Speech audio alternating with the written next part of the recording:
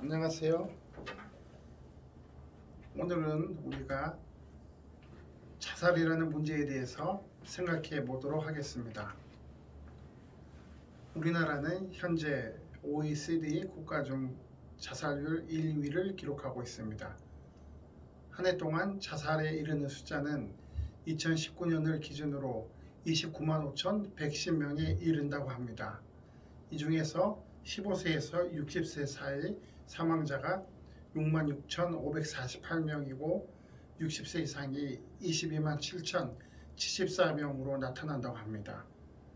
한편 남성과 여성을 비교하면 남성은 16만 322명, 여성은 14만 4,788명으로 분류된다고 합니다. 특히 65세 이상에서는 여성이 남성보다 많이 자살을 하였고 64세 미만으로는 여성보다 남성 자살자가 2배 이상으로 많아졌다고 합니다.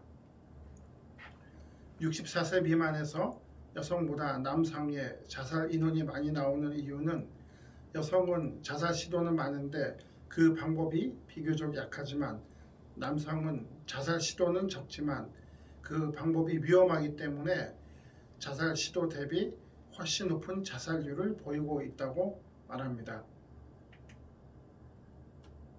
사실 자살은 스스로 자신을 죽음에 이르게 하는 행위입니다. 죽음은 모든 사람들이 피하고자 하는 두려운 순간입니다. 하지만 한편으로 이 땅의 모든 존재가 피할 수 없는 것도 죽음입니다. 장볼 사르트르는 죽음을 삶의 마침표가 되는 죽음의 순간은 나의 인생을 더 이상 수정 불가능하게 만드는 순간, 삶이 완성되는 순간이다.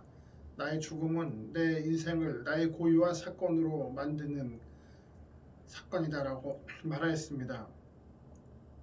죽음은 그 사람의 삶의 내용과 무관하지 않습니다. 인간은 살아가는 존재로서의 교육도 필요하지만 삶의 마침표와 같은 죽음에 대한 교육도 필요합니다. 한편 우리나라와 서양은 죽음에 대한 이해가 다릅니다. 서양은 자신이 예배드리는 교회에 자신의 묘지를 만드는 것을 보면 죽음에 대한 이해는 같지만 삶에 더욱 가까운 것으로 받아들이는 경향을 보입니다. 한편 우리나라에서는 죽음에 관련된 시설과 장소에 대해서 거부감을 가지고 있는 편입니다. 자살은 죽음에 대해서 준비할 수 없이 찾아오는 갑작스러운 단절입니다. 그렇게 남겨진 사람들에게 충격과 아픔을 주게 됩니다. 영화 재화는 소녀에서 어느 날 갑작스러운 여고생의 죽음과 함께 남겨진 사람들이 겪게 되는 갈등과 고통을 잘 볼 수 있습니다. 죽음은 내가 실존하는 모든 것의 마침표를 찍는다는 것입니다. 내가 살고 있는 공간과 내가 관계되어 있는 모든 사람들과의 관계에서 마침표를 찍는 것입니다.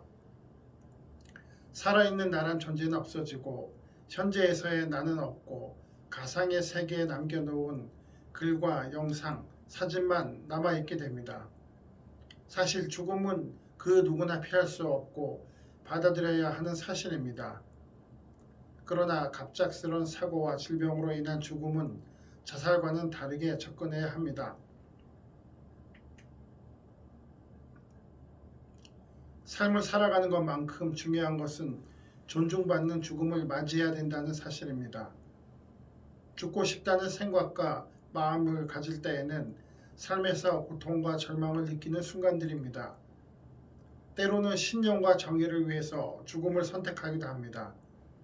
자살은 죽음에 이르는 현상이지만 자기 자신에 의해서 이루어지는 현상이라는 점에서 다른 죽음의 원인과는 근본적으로 그 성격을 달리합니다. 생물학적 측면으로 유전적으로 가지고 태어난 취약성과 깊은 관련을 가지고 있습니다. 우울증, 정신분열증, 알코올 중독 등의 취약한 유전자를 가지고 태어난 사람들이 있습니다. 유전성을 가지고 있더라도 실제 병으로 발현하는 것은 또 다른 문제입니다. 질병에 유전성이 있다고 하더라도 주변 여건이 충분히 지지해주고 보호해준다면 질병이 발병하지 않을 수도 있습니다.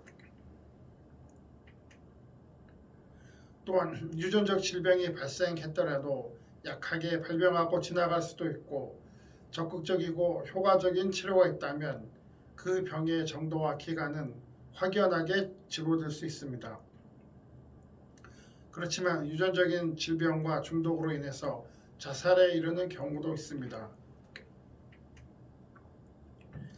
심리적 측면으로 어릴 때부터 일관성 있게 자신을 보살펴주는 부모님이나 그 대리 역할을 하는 사람들에게서 자란 사람은 삶에 대한 자신감을 가지게 됩니다. 나는 사랑받을 만한 사람이고 이 세상에 받아들여질 만한 사람이다라는 의식을 깊이 갖게 됩니다. 반대의 경우가 되면 자살에 취약한 존재가 될 가능성이 큽니다. 자살에 취약한 사람이라도 삶의 과정에서 새로이 만난 사람이 사랑과 관심을 베풀어 준다면 어린 시절의 취약성을 극복할 힘을 가지게 됩니다. 혼자만 고립되어 있고 혼자만이 고통을 해결해야 하는데 그럴 힘이 없게 되면 결국 자살에 이르게 되는 경우가 나타납니다. 따라서 자신에게 부족한 부모나 형제를 대신할 수 있는 자기 대상의 존재 여부가 중요합니다. 사회적 측면으로 삶의 과정에서 극도의 어려움과 스트레스를 받게 되면 자살의 충동을 가질 수 있습니다. 갑작스러운 사고로 엄청난 장애를 가지게 되거나 암과 같은 큰 질환에 걸리게 되었을 때 자신이 감당하지 못하는 고통을 갖게 될 때 자살에 대해서 취약한 존재가 됩니다. 최근 10대에서 대두되고 있는 집단 따돌림과 괴롭힘으로 인해서 자살하는 일을 뉴스에서 접하게 됩니다.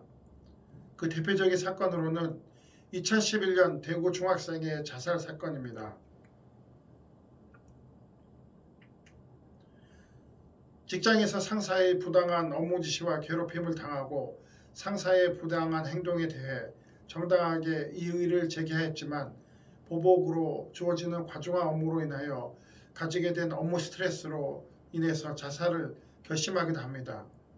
그 대표적인 사건으로는 2016년 고 김홍영 검사 자살 사건이 있습니다. 사회적으로 개인을 보호해주는 시스템은 만들어져 있지만 그 시스템이 제대로 작동하지 않으면서 사람들이 받아들이는 고통과 스트레스가 가중되어 자살에 이르는 경우가 있습니다. 갑작스러운 사고로 인한 고통과 왕따와 같은 문제를 당하게 되었을 때 그들에게 치료나 다른 온전한 삶의 자리로 돌아갈 수 있게 도와주는 시스템이 제대로 작동해야 합니다. 현실과 괴리된 시스템으로 인해서 자살에 이르는 일도 있기에 사회적 측면의 자살 요인도 있습니다. 국가적 인류 역사적 측면에서 볼 때 사회가 좋은 사회보장 시스템과 서로를 위한 공동체 의식이 강한 문화를 가지고 있어서 갑작스러운 전쟁의 발발이나 경제 공황 등으로 삶의 모든 안전이 무너지게 되면서 갑작스러운 고통을 겪고 자살을 하게 되는 경우가 있습니다. 전쟁 시 적대국이나 독재 권력에 의해서 극심한 고통을 받게 된다면 기존의 사회보장 시스템이나 공동체 문화는 한순간에 무너지게 됩니다. 인간의 삶과 자살은 국가의 정치, 경제, 안보 등과 직접적으로 연결되어 있습니다. 독재 권력과 경제 권력에 항거하기 위해서 분신 자살이나 투신 자살을 하는 경우를 볼 수도 있습니다. 전태 열사의 분신 자살을 그 예로 들 수 있습니다. 따라서 안정되고 좋은 국가와 인류 사회를 만드는 것이 자살을 막는 방법 중의 하나입니다. 문화적 측면으로 부모 자식의 관계가 가지는 문화적 전통은 자살에 구체적인 영향을 끼칠 수 있습니다. 자녀를 위해서 부모가 이를 악물고 살아가는 것은 모든 문화권에서 동일하게 나타나지만 그 강도가 같지는 않습니다.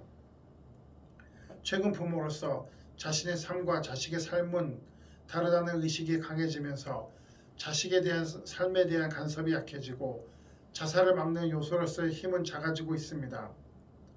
나라는 존재가 사는 이유가 자식을 위해서라고 보는 강력한 유대감과 공동의식을 가지고 있는 문화에서는 자식이 자살을 막는 가장 큰 힘이 됩니다.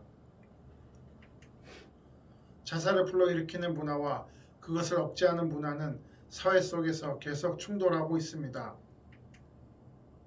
영적 가치관적 측면에서 볼 때 자살은 영적이고 정신적 측면을 가지고 있습니다. 극단적인 상황에 처하게 되더라도 모든 사람들이 다 자살을 선택하지는 않습니다. 인간은 고통 속에서도 삶을 살아가는 의미를 만들어낼 수 있는 고도의 정신 능력, 인간의식 또는 종교성을 가지고 있는 존재입니다.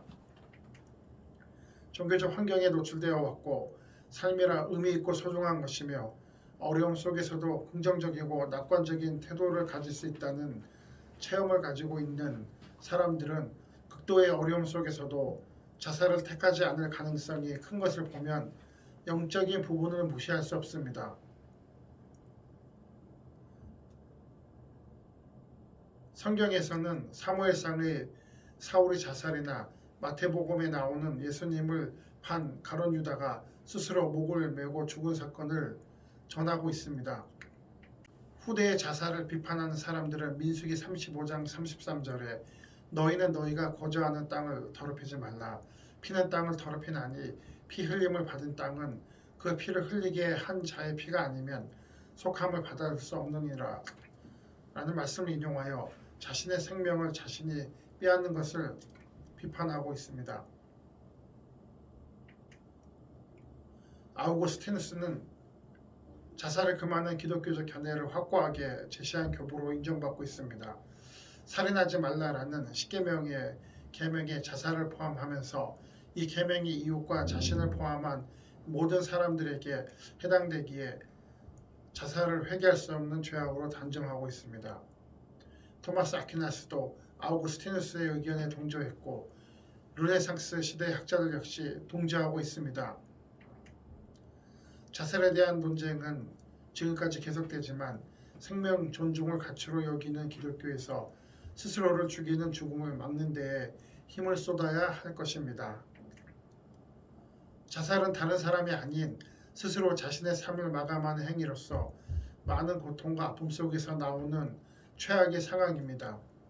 자살은 선택한 사람뿐만 아니라 자신을 아는 가족과 친구들과 관계된 사람들 모두에게 큰 고통과 상처를 안겨주는 행위로 지속된다는 것을 분명하게 알아야 합니다. 자살에 이르기까지 개인이 가지는 고통과 절망의 문제는 한 개인에게서만 모든 책임을 지게 하는 것이 아닌 국가와 사회 그리고 가족과 속한 공동체 모두가 함께 힘을 모아야 합니다. 감사합니다.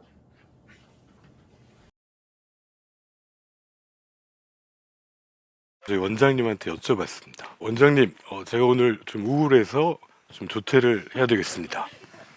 그랬더니 원장님이 아유 그래요 대신 영원히 쉬게 해줄게요 이렇게 얘기를 하셨습니다. 물론 뭐 농담이시죠. 이게 이제 현실입니다. 여러분은 직장에서 우울하다는 얘기하기가 쉬우십니까? 네, 안녕하십니까. 저는 정신건강의학과 의사 백종호입니다. 저의 진료실에 이게 없으면 진료를 할 수 없는 물품이 한 가지가 있습니다. 뭘까요? 어떻게 하셨습니까? 맞습니다. 휴지, 크리넥스 티슈입니다. 많은 분들이 이제 아픔을 가지고 오시고, 그때 이제 휴지를 건네는 게 중요한 일 중에 하나입니다. 때로 이제 심각한 우울은, 우리의 마음에 이제 자살을 생각하게 하기도 합니다. 오늘, 제가 우리 주변에 이 자살을 생각하는 분들을 우리가 어떻게 도울 수 있는지 한번 같이 얘기해 보고자 합니다. 사실 그 진료실에 오시는 분들 중에 가장 아파하는 분들이 자살로 사랑하는 사람을 잃은 분들입니다. 그걸 한번 되돌려서 이때 뭘 할 수 있는지를 한번 생각해 보겠습니다. 저희가 1년에 2018년 기준으로 13,670명이라는 엄청난 생명을 자살로 잃고 있습니다. 이건 뭐 교통사고의 3.6배고요. 우리나라 사망 원인의 5위고 20명이 돌아가시면 그 중에 한 명이 자살인 엄청난 수치입니다.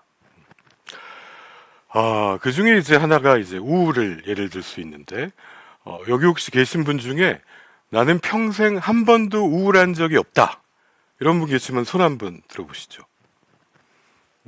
안 계시죠? 다행히. 혹시 그러시면은 끝나고 저를 조용히 따라오셔야 됩니다.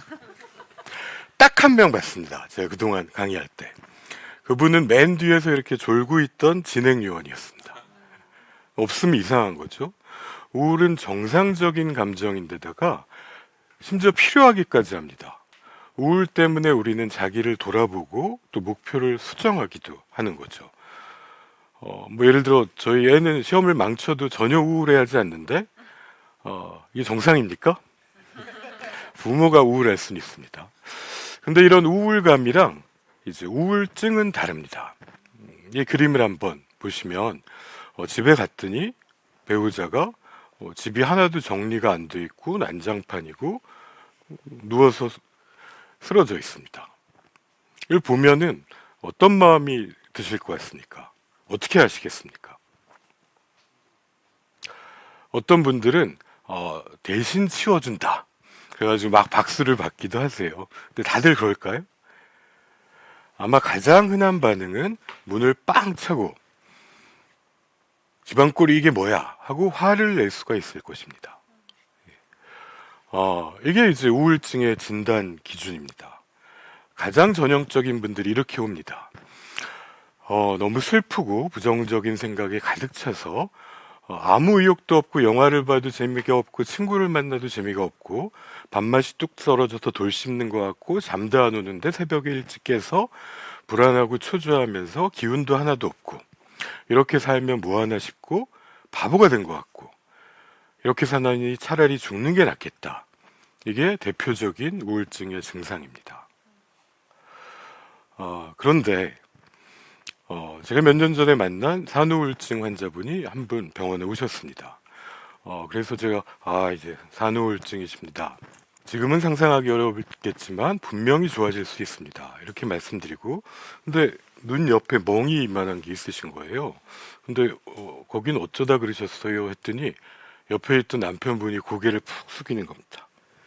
범인이 옆에 있는 거죠. 어쩌다가 그랬더니 게으른 줄 알았다. 아이까지 잘 안 보이는 걸 보니까 너무 화가 났었다. 이렇게 얘기하는 겁니다. 우리는 우울한 아픈 사람을 때로는 나쁜 사람으로, 게으른 사람으로 오해할 수 있습니다. 이건 직장에서의 한 모습입니다. 직장인을 보시면 일이 막 밀려 있고 주변에 정리도 하나도 안 돼 있고 또 멍하게 있죠. 직장 상사는 화를 냅니다.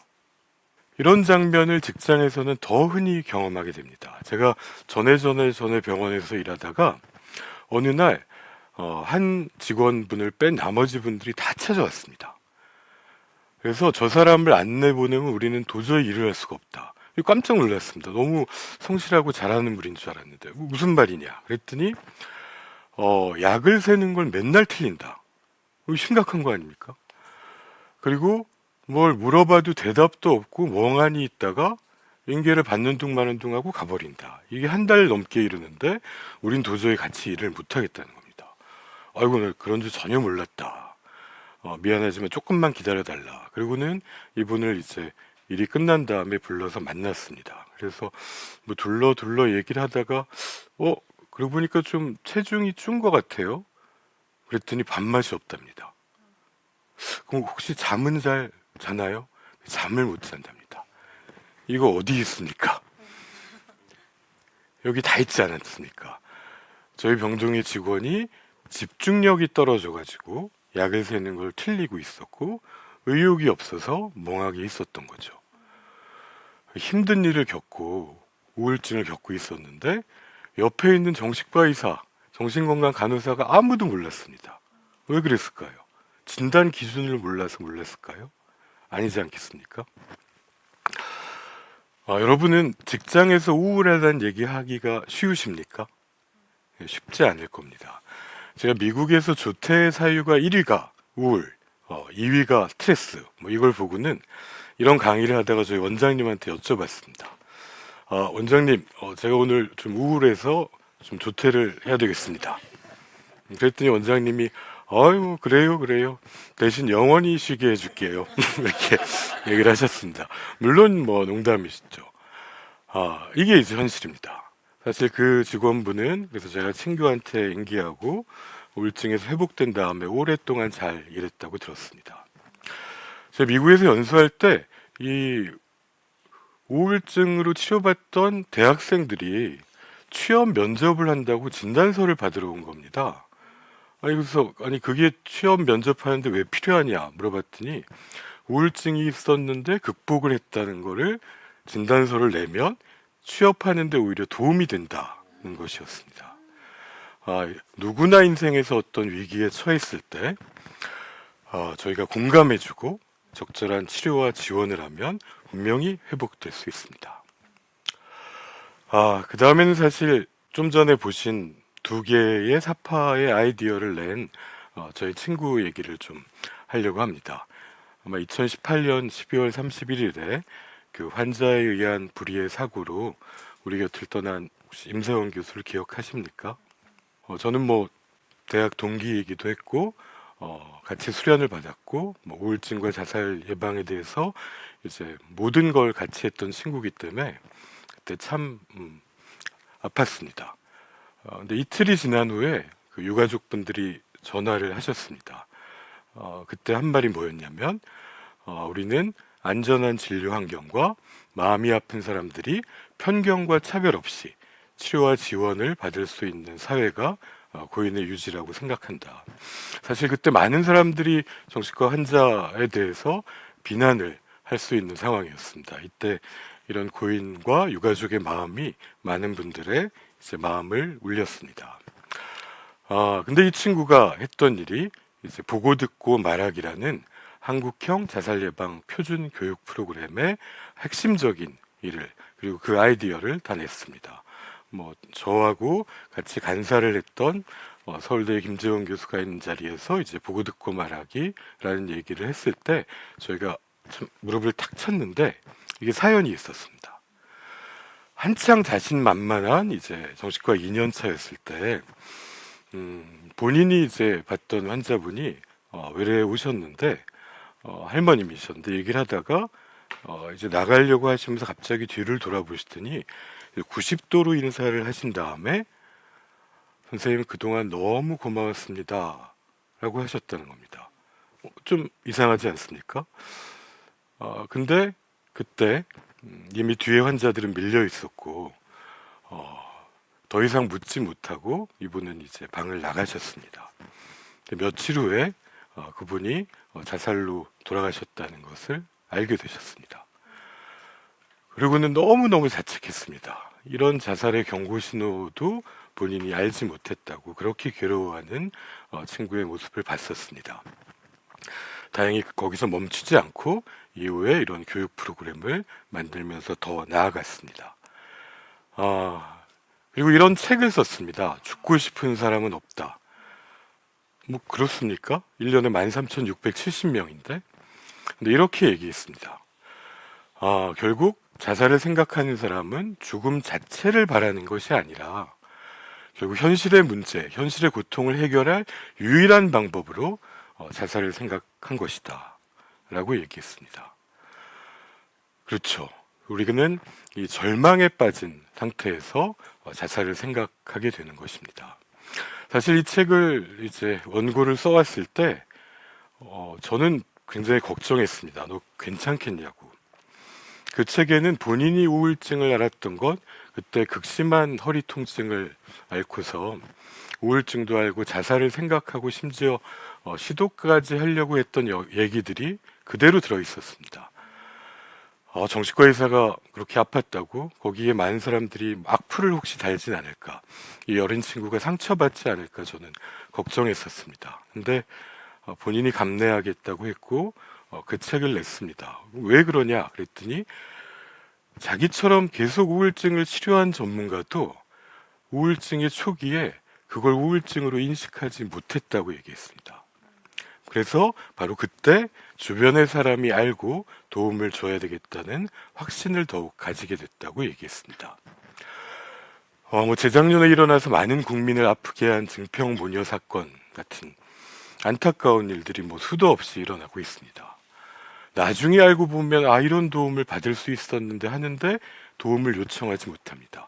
우리나라 자살예방법 3조에는 자살 위기에 처한 국민은 국가와 지방자치단체에 구조를 요청할 권리가 있다고 권리 개념으로 얘기하고 있습니다.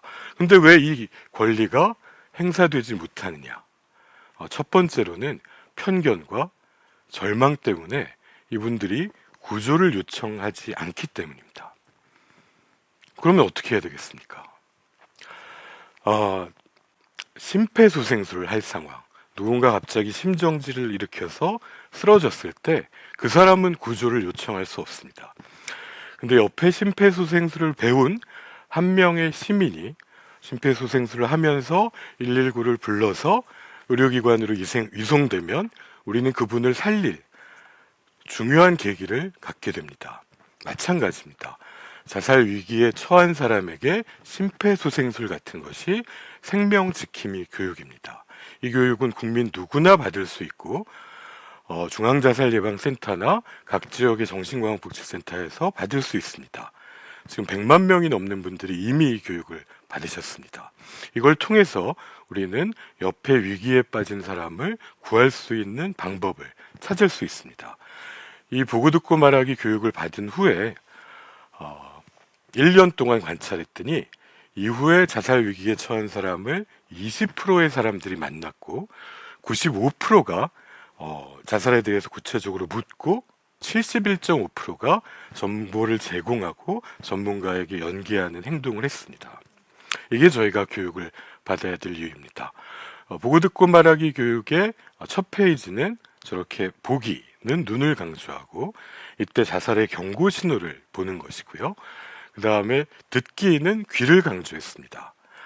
그래서 자살에 대한 생각을 물어보는 것이고요. 마지막으로 말하기를 통해서 필요하다면 전문 서비스에 연결하는 과정으로 구성됩니다. 중앙심리부검센터에서 돌아가신 분들의 가족을 만나 물었더니 자살 사망자의 92%가 경고 신호를 보냈었습니다. 근데 그걸 알아챈 것은 21%였습니다. 이분들의 책임이 아니죠. 저희가 그런 교육을 드린 바가 없으니까요. 하지만 우리가 알 수 있었다면 생명을 구할 계기가 생길 수 있다는 것입니다. 그래서 보기를 통해서 경고 신호를 보고 듣기를 통해서 구체적으로 물으면서 말하기를 통해서 자살의 위험성을 확인하고 안전하게 도와주기 위한 말을 한다면 우리는 자살을 예방할 수 있다는 확신을 가지게 되었습니다. 하지만 이거 교육을 받으셨다고 전문가가 되는 거 아니지 않습니까? 119에 신고하는 거랑 마찬가지입니다. 주변에 이런 분이 있다면 어떻게 안전하게 도와줄지 대표적으로 1393 같은 자살 예방 상담 전화에 전화해서 물어보실 수 있고 여기서 의료와 복지 서비스에 연결해서 희망의 끈을 연결하게 할 수 있습니다. 지금 코로나로 사실 재난 상황입니다. 너무너무 잘 대처하고 있지만 힘들다는 분이 늘어납니다. 자살의 세 가지 큰 원인이 건강의 문제, 정신건강의 문제, 경제적 어려움인데 이 삼중고가 지금 많은 국민을 괴롭히고 있습니다. 재난은 자살을 줄이기도 하지만 늘리기도 합니다. 첫 해에는 네트워크에서 멀어진 분들이 제일 아프고 1, 2년이 지난 후에도 현실이 개선되지 않을 때 가장들이 고통을 겪습니다. 우리나라가 코로나를 극복하는데 압도적인 검사로 많은 분들을 초기에 발견해서 치료하는 걸 통해서 사망률을 낮출 수 있었습니다. 자살 문제도 마찬가지입니다. 우리 주변에 아파하는 분들을 빨리 발견해서 그 생명지킴이가 적절한 서비스로 연계할 수 있다면 분명히 우리는 자살을 줄일 수 있습니다. 마지막으로 저희 친구가 그 자살을 생각하는 위기에 빠져 있었을 때 그 어린 아들이 지금 같은 봄날이었다 그럽니다. 꽃이 떨어지는 꽃을 그 조그만 손으로 딱 잡아서 줍더니 주문을 외우듯이 눈을 감고는 아빠의 손에다가 이 떨어지는 꽃잎을 잡으면 소원이 이루어진대. 그때 너무 아팠으니까요. 내가 아빠 빨리 낫게 해달라고 소원을 빌었으니까 그 꽃잎 잃어버리면 안 돼. 이렇게 얘기했다고 합니다. 그때 위기에 빠졌던 친구의 머리가 갑자기 깨이는 것 같았고, 고통이 나를 지배해서는 안 되겠구나 라는 마음이 생기더라고 합니다. 우리가 누군가에게 삶의 이유가 돼 줄 수 있습니다. 보고 듣고 말하기를 통해 서로가 서로를 지키는 사회 간절히 바랍니다. 감사합니다.